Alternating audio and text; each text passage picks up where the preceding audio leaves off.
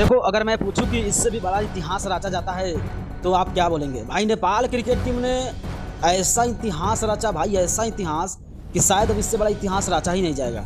अब देखो, वो नेपाल क्रिकेट टीम भाई एक एसोसिएट देश होकर वेस्ट इंडीज जैसे टीम को एक बार नहीं लगातार दो दो बार, और जो लोग बोल रहे हैं कि भाई ये सीनियर टीम नहीं है, तो मैं उन लोगों को बता दूं ये सीनियर टीम ही है। कुछ नए लड़कों को बैठाया है खेलने के लिए, मगर नेपाल की ये बल्लेबाजी और बॉलिंग भाई शायद इससे बड़ा अब कोई इतिहास नहीं रचा जाएगा। यानी कि नेपाल क्रिकेट टीम इस तरह की इतिहास रचेगा, शायद हमने कोई नहीं सोचा होगा कि भाई इस तरह की बल्लेबाजी कर सकता है और इस तरह की बॉलिंग कर सकता है। और संदीप जोहरा, आशिक सैफ और भाई आदिल आलम, नहीं यार, नहीं, ये विश्वास ही नहीं हो रहा है कि इस तरह की कोई बल्लेबाजी कर सकता हो, ये कि डायरेक्ट 2025 में।